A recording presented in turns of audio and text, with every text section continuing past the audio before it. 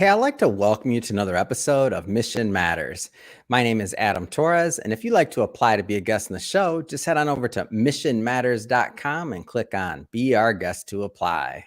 All right, so we have a very special episode today. We're bringing back Mark Mears onto the show. We're celebrating that the book we've been working on, I don't know, for maybe the last year or so is finally out live. It's in the world, and we are promoting it. So for those of you who didn't catch some of our previous episodes, Mark is the founder and chief growth officer over at Leaf Growth Ventures, and he's also an author previously as well. So got his book right here. We'll be doing a recap on that as well.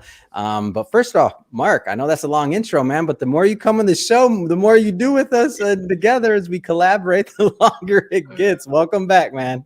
Hey, Adam, it's always great to be with you and your listeners and viewers today. Oh, man. And one other thing I forgot on the intro. You're going to be our first speaker on the online and virtual event that we'll be launching with our Mission Matters MXM brand. So more to come for everybody listening on that. But I thought I'd drop that in as well. And then we can start this episode, Mark, the way that we start them all with what we call our Mission Matters Minute. So, Mark, we at Mission Matters, we amplify stories for entrepreneurs, executives, and experts. That's our mission. Mark, what mission matters to you? Great question, Adam. I actually wrote a purpose statement not too many years ago, and it is, I don't want to just make money and retire. I want to make a difference and inspire. And that means making a difference in the lives of others and inspiring them to want to do likewise, and what I call paying it backward. So when I go to Starbucks, and I know we've talked about this, but I think it's really important. It's, important for me to live up to my mission, and I pay it backward by buying a copy for the car behind me. And for that moment, they're feeling blessed that someone thought of them. They don't know, I don't know them. And when I drive away, I say a silent prayer that they're having a great day. And so I can't pay it for the car in front of me. They've already gone. And then what I find is by paying it behind me, it creates a chain reaction. It's called the law of reciprocity, where if you do something nice for someone, then they feel led to do something nice for someone else, oftentimes in greater measure. So that's that ripple effect, or that expanded benefit, that I really believe is my mission. So first off, thank you for sharing that. And as I kind of, and we've gotten to know each other more, and I get an idea for what you're doing and how you're doing it. And the more business leaders I just interview through the course of doing what I do, it's interesting because this concept of pay it backward, I feel like at one point it was like just something that you should do. Like it's something that's good. It's something that feels good. It's something that, but as you said, this law of reciprocity, like it also, I believe, makes, good business sense to do this. Can you maybe talk a little bit on that? Yeah, that's a wonderful segue, because, those of us who are spiritually inclined know that we're supposed to treat others the way we treat ourselves, right? Absolutely. And that's just basic humanity. Yeah. But you brought up businesses, which I think is really, really important. And I happen to serve as a senior leader network member for an organization, a global organization called Conscious Capitalism, Inc. And their mission aligns very closely with mine, which is elevating humanity through business. So the way I look at it, governments have not proven to be all that effective of getting after some of the world's biggest problems. Religious organizations and nonprofits can only do so much, but businesses actually have the resources, if they're used correctly, to make a tremendous impact in not only their own communities across our countries, but even in the world at large. And to me, that is so important. And that's why I call it the purposeful growth revolution. Yeah. It's a movement about awakening businesses to the opportunity, and I'll say the responsibility, to give back in a way that enhances all four of their stakeholders, their developers, their customers or clients or guests, their business partners, anybody in their business ecosystem, and their communities. Yeah. And to me, that is the recipe for growth in the right way, purposeful way. And I know there's like a lot of different ways to give back. So meaning some give back with money, some give back with time, some give back with expertise, some people volunteer. I mean, lots of different ways to give back. And I can just say, at Mission Matters, as we've kind of evolved, like a new KPI that I'm introducing and I've introduced it over this last year, is really how much we give back. Because now a portion of the book proceeds that we actually that we sell are going back to different various nonprofits, depending on the ones that we've worked with for different themes. And I won't go too far into that. But the whole point of me bringing that up, though, is that I feel like we can always be doing more. Like, we're not a big company, we're not a big, and that's not our main thing that we do in terms of like advertising. Like, it's not a fundraiser to sell books or for us, or to that's our business. Like, we're providing a service to the business community. We're providing knowledge. Like, us choosing to give something back in the way that we can is us trying to go further down that path of what I'm guessing the conscious capitalism even organization is all Yeah. about. Mhm. Well, absolutely. And what I love about Mission Matters, not to give you free advertising, you don't need it, Yeah. but it says we amplify stories, and we know stories have power. They Mhm. have actually been around since the dawn of man. Mm. And so we learn from each other, and not just how to do our businesses better, but maybe how we can make a greater impact, to your point, in the world. And Mhm. I loved what you said about we're a small company, and you don't have to, apologize for that. You know, uh, Over 80% of business in America is Mhm. is done through what's called small businesses. But I'll tell you, if you put your life savings into your business, it ain't small to you, Oh, yeah. right? And then also I hear people talk about, well, once we get a certain level of profitability, then we'll be in a position Yeah. to give back. It's like, Yeah. no, you're missing the point.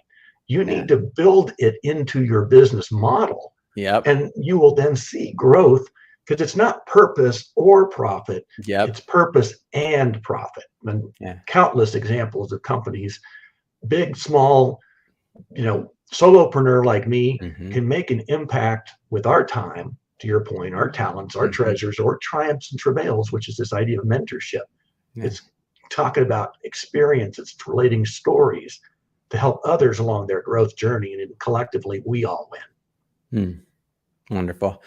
Yeah, and that was one of the things that I feel was holding us back for a while, was that idea of like, well, we can't, like, how much of it, and it was like, no, we have to put this in the design. So I'm glad you put that like out Yeah, there. We have to yeah, tie it to something that to the machine that we're building. Like, that's the way I look at a lot of businesses. It's a machine. It can't have a heart and a product and a soul, in my opinion, in yeah. terms of what the mission. But it's still, if you're a machine, it's meant to operate as a business. So if you want a certain output, you got to put a certain input. Um, That's right. let's shift it up a bit here. So I do want to spend some time talking about the content in the new book that we released together, and of course, we're going to talk about the purposeful growth revolution. So 4 ways to grow from legacy to legacy builder. We're going to talk about that, of course, as well. But just let's start out with revolutionary 4D brand alignment, putting the human back in human resources, which is the content you contributed for our latest release. A lot of different things you could have done. I mean, you got a ton of expertise under your belt. Why this topic? Why now? Yeah, it's really, Adam, it's so timely and relevant, and Yeah. because of COVID, and the tremendous downstream impacts of COVID, Mm. it's almost as if it gave people a timeout to kind of understand, maybe, or be introspective, and figure out not only what, but who matters most in their lives, Mm. right? And so we'll start with the word revolution. I looked it up in the dictionary, and there's 3 different definitions, and I thought they were really relevant to this place and time. So the first Mm. definition of revolution is an uprising of the people. Mm. Well, uh, the Sloan School of Management at MIT did a survey of 34 million Americans who left the workforce during COVID and asked them a Mm. simple question: why? The number one answer, Adam, over 10 times greater than the second most given answer, was toxic work environment. And Wow. compensation didn't come up until number 16 on the list. Wow. It's as if people were saying, I'm mad as hell, I'm not going to take it anymore. I don't want So to go it back to was that. the work environment. That makes me Yeah, think of like back in the day, maybe like a factory or something like I don't even know. Like, but you wouldn't think of that when, people are just going to work. It's interesting. no. And I think we've all tolerated a command and control style for Yeah. so many years. And younger people today are saying, I'm not sure, that's not my expectation of work. Yeah. So McKinsey did some research and found that nearly 2/3 the folks they surveyed during COVID said they had now reflected more deeply on their purpose in life, and nearly half said they were reconsidering the kind of work they did because of the pandemic, and millennials were 3 times more likely to say they were reevaluating work. So this idea of revolution being an uprising of the people, it's happening. And Yeah. we're seeing deeper levels of disengagement, quiet quitting, is I guess what the kids call it these days. So purpose matters. And so the second definition is a dramatic change in the status quo. Hmm. Do you think we've had a dramatic change in the status quo over the last few years, not only with COVID and Yeah. hybrid or remote working, and this thing called Chat GPT with Oh my AI gosh. and machine learning? I Mhm. mean, it's as if all these trends were moving in this direction, but it was almost like someone put it in a microwave, turned it on high, Yeah. right? It just accelerated and amplified the development curve by probably several years. And then the third definition is this idea of a circular orbit around an object. Hmm. So what are we revolving around? And I'll say it's us. Hmm. It's our purpose, and that Hmm. we have to feel like we're whole people. And Hmm. so I believe we should start with who, not why. And sorry, no offense to Simon Sinek, but starting with who, specifically who we serve. And Yeah. I believe there are 4 realms of service. There's spiritual, relational, Hmm. professional, and personal.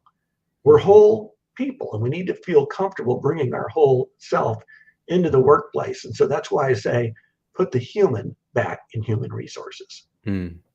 I want to go further in this concept of these four different parts that you mentioned because to me, like this was when I read this, and I mean, I kind of hadn't really thought of some of these things because I'll be upfront, I was a great corporate America guy. I'm probably was a better corporate America guy than I am an entrepreneur. I'm learning, I'm getting better, I'm Oh, building, you're Mark. awesome, man. You're And awesome. I've been very, I have an amazing team and a lot of individuals around me that care and that help and that whether they work for me or not. But that being said, I was a great corporate America guy, and I was just good at it. I was good at following orders. I was good at like checking the boxes, doing what I had to do. So when I read your work, it was almost like permission. Like, oh, wait a minute. I never really thought about like how much time we spend at work collectively, how much of our life it is. And when you cut out some of these other pieces or you don't bring those in, it's almost like there's like a 30-year life. Or for me, I worked a whole lot more than that. Yeah, me too. That's just been my path. That's what I Yeah, enjoy doing. I've always been in careers I've enjoyed, so I've always put a lot of effort and time into them. I didn't necessarily always have to, but I love what I do. I always have. yeah, Whether it was when I was a financial advisor or now with Mission Matters, like I just love it. So that being said, I almost have permission after reading this because I never thought of it from these angles to like be whole throughout my day. Can you kind of maybe just go like maybe a level deeper into these different parts? yeah. Well, I'll start with the 4 kind of spiritual, Hmm. relational, personal, professional realms of Yeah. service. Because if you just start with why, what lights you up, that's great. But Hmm. I believe we should start with who, because you think about who you serve. And I remember working crazy hours Yeah. and long commutes. I lived in LA too, um, and I actually commuted by a plane on a few Yeah. different assignments. Right. So, I thought about all of those early mornings or late nights or weekends Mm. from my family, but I remembered, and I had this clear mental image in my mind as to who I served. Mm. And again, spiritual, relational, personal, and professional. And if you think about that, who you serve, there's a sense of duty, right? Mm. And when you have this sense of duty, you feel like it's not really a sacrifice, that you're really doing something for this greater good. Yeah. Now, when I look at that as a Venn diagram that overlaps, four circle Venn diagram, if I say spiritual, and as a spiritual person, I don't say, well, God, I'll see you on Sunday, but I got to go to work on Monday. So Mm. catch you next week, right? I take my spiritualism into my work. Mm-hmm. I also look at my relationships, whether it's a spouse or kids or Yeah. extended family or neighbors or communities, and I say, what duty do I have to them? Mm. That's another thing. And then I look at professional. It's my coworkers. It's my brand. If I'm a publicly traded company, it's my shareholders. But it's all those stakeholders Mm. that I'm working for. And then I'm looking at myself and going, I better be working for me too, because if I don't take care of my mind, my Mm. body, my spirit, and my soul, I'm no good to those other three realms of service. So there's this notion Mm. of humanity in looking after myself. And it's what they tell you on the airplanes, right? If there's a sudden loss in cabin pressure, Yeah. a mask will come down. Please put it over your hands and mouth, or your mouth, and before you assist other passengers, right? Mm-hmm. So we got to look after ourselves. And so it's all interrelational, but it's all revolving around purposeful growth. Hmm.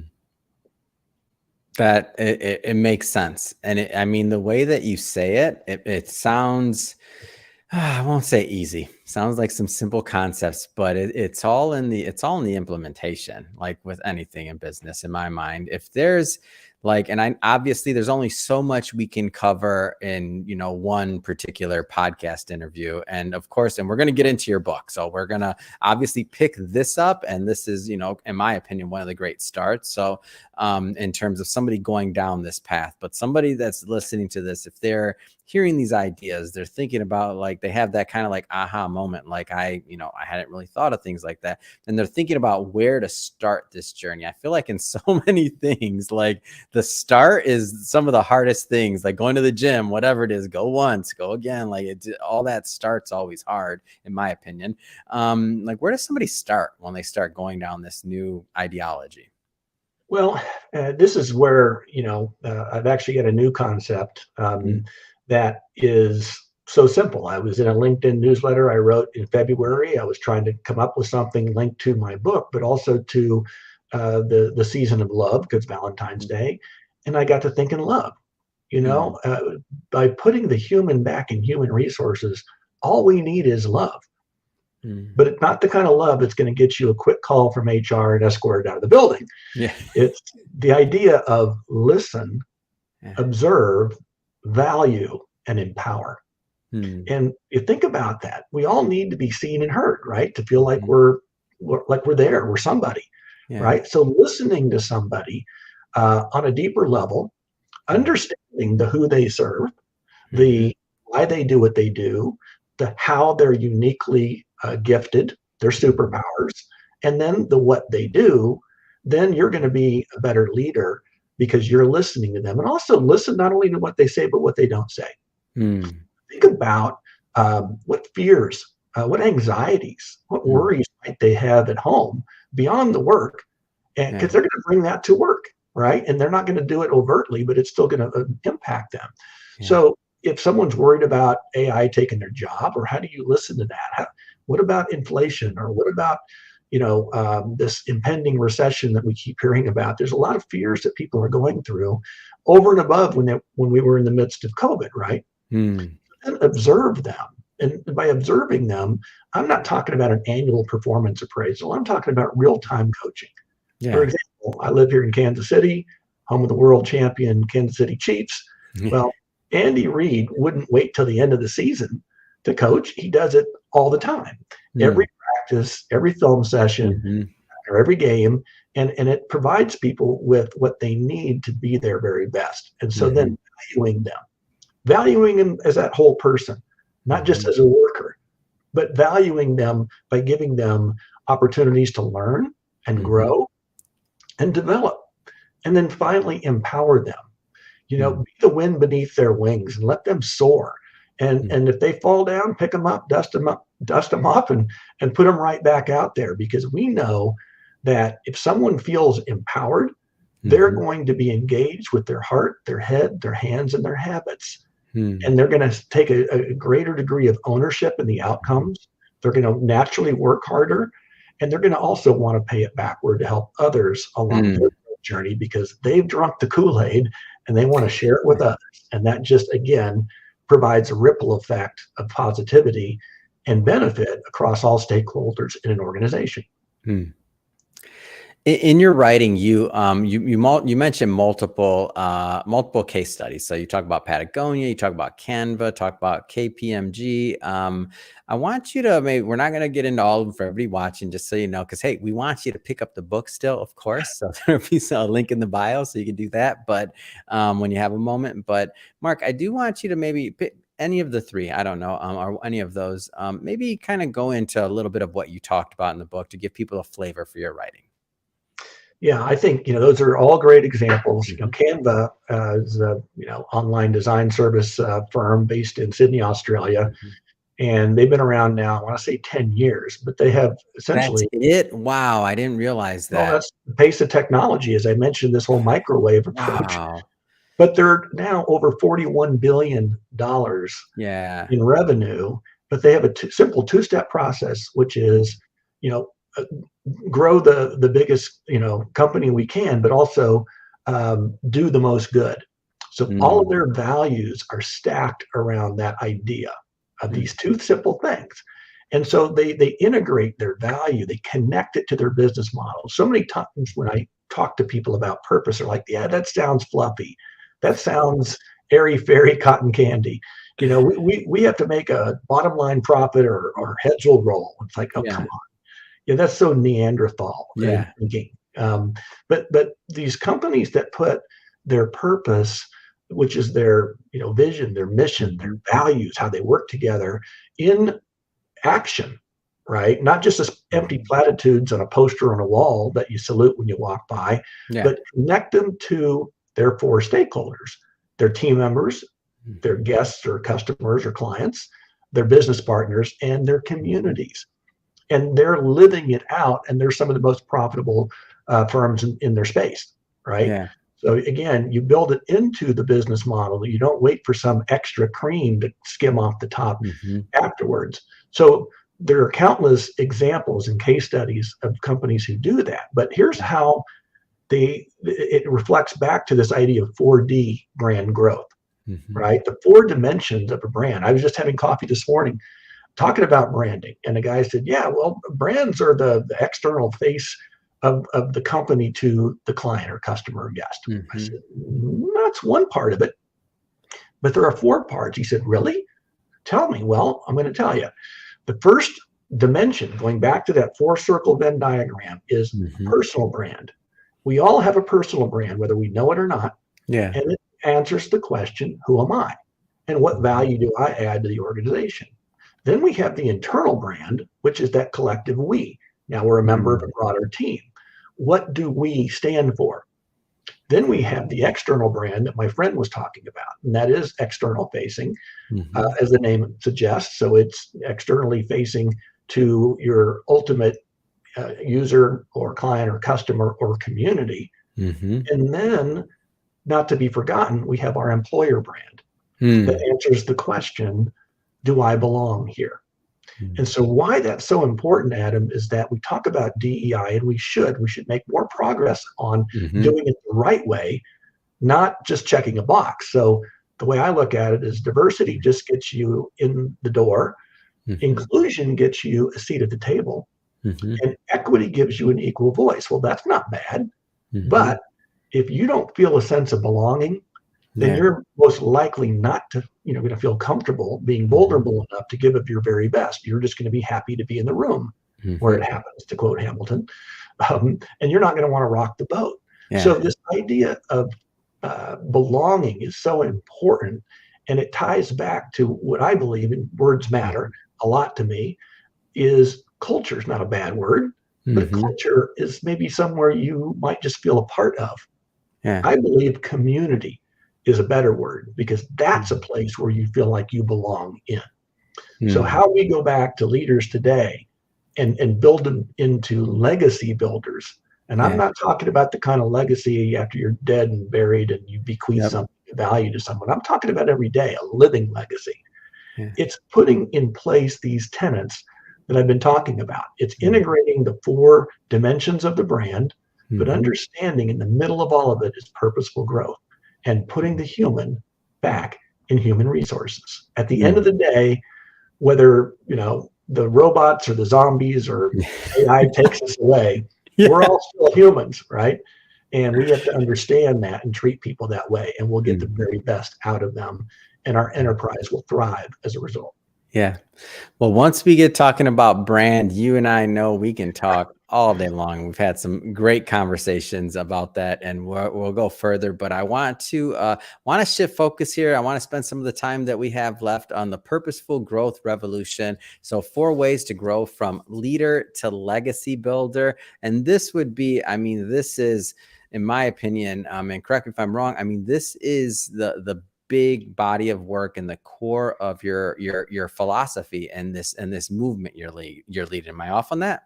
No, it's actually a playbook, Adam. I mean, if you read it start to finish, and it's not a little thin, Oh no, document you're let me going to hold get it on a plane. sideways. That's a book. It is based on literally years of my experiences personally, my observations of those who I admire, best practices that I've incorporated, Mm, research to substantiate my thesis, as yeah. well as I've curated kind of subject matter experts that can go deeper in certain areas than I can go.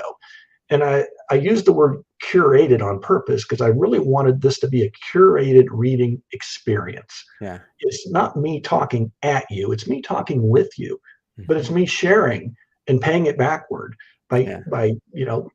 articulating some wonderful lessons that I've been able to learn, and some mentors who've invested in me, and some experiences that I've been blessed to have. And I wanted to use it as a way to create this movement around purposeful growth. And, Mm, and why purpose matters is is twofold. If you think about research that was done by the science of purpose, mhm, uh, the case for purposeful growth for individuals, it says individuals with a connection to their purpose experience 63% increase in wealth, leadership, effectiveness, and mm, fulfillment. They mm. learn twice as much. They're 4 times more engaged, and get this, are 175% more productive. That's almost two people worth, right? Yeah. But now companies with a connection to their purpose have higher margins as purposeful firms are Mm, 30% more innovative. And get this, 73% of customers will switch to higher purpose brands and pay more for them. yeah. They'll have higher levels of retention and tenure, and 54% more fulfilling work relationships. So Mm, this idea of purpose um, being kind of a fluffy concept is not true. It's mm, based on research, it's based on case studies. And so, this idea of creating this movement is reawakening people to the importance mm. of purposeful growth, not just growth for the sake of profit, Yeah. but profiting all stakeholders. Mm. What do you think? And I mean, you've been working on this for, or I shouldn't say obviously, but you've been working on this for a long time. You work, and we'll talk a little bit about Leaf Growth Ventures as well. But what do you think? Because now, having helped and worked with so many companies, corporations, and otherwise, what do you think kind of holds people back from? And I know it's not a one size fits all. Every company is going to be different. I get that, but you have a big sample population of people you work with. Like, what do you think kind of holds people back from this concept? Well, I'm going to be real candid. Yeah. Um, uh, Ego and arrogance and ignorance. Okay. Yeah. Ego is that I know it already. Hmm. Ignorance is I don't know what I don't know, but I don't care. Yeah. And arrogance is more of that kind of like, you can't tell me anything. There is a Mm. lot of that going Yeah. on in leadership. And so when someone starts talking about something that's revolutionary, that starts Mm. to get people to say, well, someone wants to move my cheese and I don't want my cheese moved. I Yeah. work really hard to get in the C suite, and I don't want someone coming in and telling me that I'm not doing it right. And Yeah. look, we're making money, and look, they're not understanding the point Mm. we all can learn. And I will Mm. say, one of the things I've always been told is stay green and growing. Mm. And that's how I live my life. And that's what I'm now using for the back half of my life and career with this whole purposeful growth revolution is paying it backward to help others along their growth journey. Yeah. So change, we're all creatures of habit. We don't really like Change change. is hard. It hurts. My brain hurts. gives me pain during change. I'm like, I got to do something different. It hurts. Go They're ahead. called growing pains for a I'll reason, pick right? on myself here. I'm not the only business owner. Whoever's out there laughing at me, you hurt too during change. Don't even try it. Don't judge me. But that's where we grow the most, is Yeah. when things are, we struggle.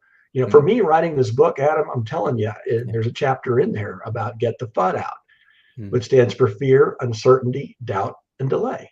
Like the fear of failure. I'm a serial achiever. I know how to do my job and do it well. Yes. The idea of uncertainty. Am I willing to give up this safe status quo of a C-level position to go into solopreneurship and write a book? This idea of doubt. It's kind of like those voices in the back of our head that we hear, and sometimes we listen to them and give them power, even though they're self-limiting beliefs of nobody knows me. I'm not some rock star CEO. Who wants to hear from me? And then finally that leads to delay, right?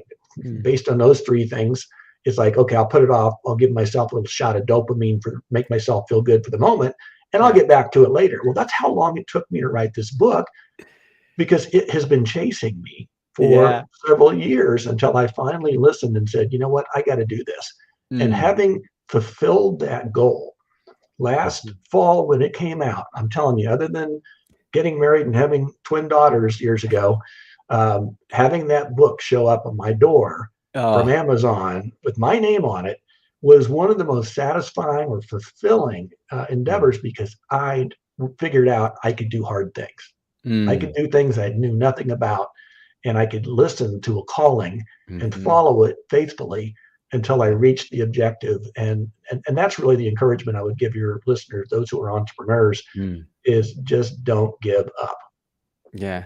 And I mean, I may sound biased, and I am biased because I'm a publisher, but I always, I preach on this show. I'm like, get your story out there, get your message out there, whatever you feel is your calling in terms of your message that you want to document, and that you want to help others with, put it in a book. Like that, even just that exercise of accomplishing it. Your book, I mean, this is professionally published. It's beautiful. My first book, oh my gosh, Mark, if you'd see it, it was like, it looks like I put it together with duct tape, man. It was, and actually on the cover, and I still leave it on Amazon just because I use it. I leave it as a testament that anybody can write a book and put one out, like just period. Like if you have a message, there's an audience for it. My first book, I'm not kidding you, look at the cover, Mark, and I think there was like a little shade on there, like I left something or the designer left something. Literally has like a line going through the thing. That line's not supposed to be there. But it was amateur, it was this, that. But I'll tell you, that book helped a lot of people, and it continues to help a lot of people. And so, like those that didn't judge the book by the very bad cover, they still did it. So I mean, that's my little rant about like publish with somebody, publish yourself, self-publish, whatever you got to do, and the rest of it. Like there's so many tools online, however you got to do it. But what Mark just said, that wasn't prompted. Like that's his true feelings on what he felt like when he got that book. You will feel the same way. Like you will. Like it's just this different experience. Yeah, I just will say also, Adam, that when your team reached out to me about partnering with you on another book, I started getting chills. Like I just got finished with this one. You're like, but no. I will tell you, it's ironic. I will tell you is that I had more to say. Believe it or not, that's a thick book, and a lot was cut out of it. Wow. And so I had more to say and some new ideas, and this book that you and I now have kind of co-wrote and published is something that is really cool, because I did not have this information in my first book. Part of it, yes, but the biggest chunk, this 4D brand idea, and putting the human back in human resources, it was even more timely based on the research that I just shared with you than even when my book happened. So the point is, well, I believe this concept of leap is evergreen, no pun intended. And it works in all industries, not just the retail, restaurant, Hmm. hospitality, entertainment industries that I'm probably been involved in most. But now having a new angle on it, a new twist, a new Mm-hmm. idea, and then you providing a forum to share that, I just found that, again, very timely and relevant. And Hmm. Adam, I don't believe in coincidences. Yeah. Hmm. Yeah. I don't either. So it's fun to be part of the journey. I'll tell you with you. It really is. Yeah, I wanna spend a couple minutes here though. I'm not gonna let you off the line, Mark. Leaf Growth Ventures. Tell us how you're yes, helping companies. I want our audience, because at the end of this, I definitely want you to leave also contact information, websites, like how sure. people can connect with you. Yeah, Leaf Growth Ventures, and LEAF is an acronym that stands for Leadership, Engagement, Accountability, and Fulfillment, which is outlined in the third section of my book. Um, Again, all intertwined around purposeful growth. Well, I got that epiphany the day after unceremoniously being let go from a president's role by a Mhm. new company that had just come Yeah. in. We were living in Southern California at the time, probably not far from you. Mhm. And this was like February 21st. And that's about the time that the first kind of signs of spring emerge. Well, after a fitful night of sleep, I took the dog out back. In the morning, dew was settling in. Yeah. The sun came over that wall in our backyard. Adam, as God is my witness, it shone on this fig tree that was barren from the 5 or 6 weeks of winter we do get in LA, right? Yeah. And it there on one end of a branch was this tiny little green sprig of a leaf just starting to emerge. And it was there I got this epiphany that leaf is a symbol of growth and rebirth, as well as an acronym which stood for leadership, engagement, accountability, and fulfillment. Mhm. So what I'm doing now is in my leaf growth ventures, I have different ventures, but they're all around growth, purposeful growth. Mm. So it's about inspiring individuals, teams, and organizations to find purpose in fulfilling their true growth potential, and in doing so, help make a positive, impact on the world. Mm. And so it's speaking, it's business consulting, and I'm working right now on a really cool e-learning platform on my website, which is www.markamears.com. Mm. And I invite your viewers and listeners to go to that website, and you can take a free purposeful growth self-assessment.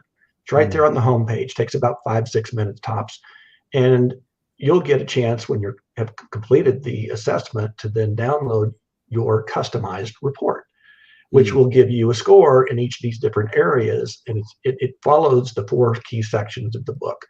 And so that will give you kind of a benchmark or a foundation. And then you will want to reach out to me to either hire me as a keynote speaker for your organization, or maybe come in and do some consulting, or maybe some personal one-on-one coaching. Yeah. No, it's great. And in terms of it, I just want to be clear on this one. So do you specialize in a particular industry agnostic? I know you mentioned some that you had experience in, but how does that piece of it work? Just so that the right individuals follow up with you. Yeah, it really could be anybody. So, for Mm. example, this online purposeful growth plan that I'm putting together, Hmm. it's anybody at any level in any industry. While that sounds broad, and as a marketer, you're supposed to Yeah. have niche targets and this and that. I've been told all that, but I'm telling you, it works because Yeah. I've had the good fortune to work in a variety of different industries. And so, again, we're all people. I don't care if you work in a widget manufacturer Hmm. facility. I don't care if you're a postal worker, but Yeah. every one of us are human beings.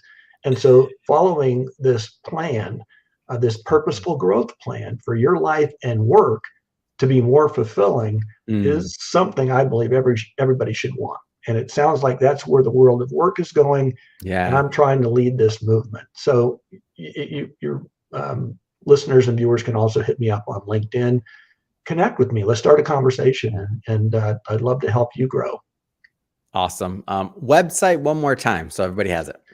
It's markamears.com. Don't forget the Yeah. A. I Yeah. couldn't get markmears.com. It's not me being pretentious, but it's on the book, Yeah. markamears.com. And you'll see the 4 different ways to grow with me, the book, Mm. speaking, consulting, and e-learning when that gets completed. Wonderful. And we'll put all that information in the show notes so that our audience can just click on it and head right on over. And also we'll put the hyperlinks to the books, both books, in the show notes as well. So definitely pick up both books. And speaking of the audience, if this is your first time with Mission Matters or engaging in an episode, we're all about bringing on business owners, entrepreneurs, executives, and experts and having them share their mission, the reason behind their mission, why they do what they do, like what motivates them to go out into the world and to make a difference. If that's the type of content that sounds interesting or fun or exciting to you, we welcome you. Hit that subscribe button if you haven't already. We definitely appreciate it. And we're also going to be bringing a lot more content to you as well. We've got many more mission-based individuals coming up on the line. Mark, again, thrilled to continue to promote the book that we did together and your book, of course. So everybody watching this, go grab a copy. There'll be a link in the show notes for you. And Mark, really just great to connect. And also, this isn't our last time, as you know. We already got you on the hook. Speaking of public speaking, we already got you on the hook for helping us with the launch of our new speaker series that's coming up. So for everybody watching that, go to the website, sign up for our newsletter. You'll get more about this, so you can see Mark and the speaker series we're launching as well. And Mark, so thank you again. Really appreciate you coming on the show. Adam, it's always my pleasure. I look forward to our continued partnership.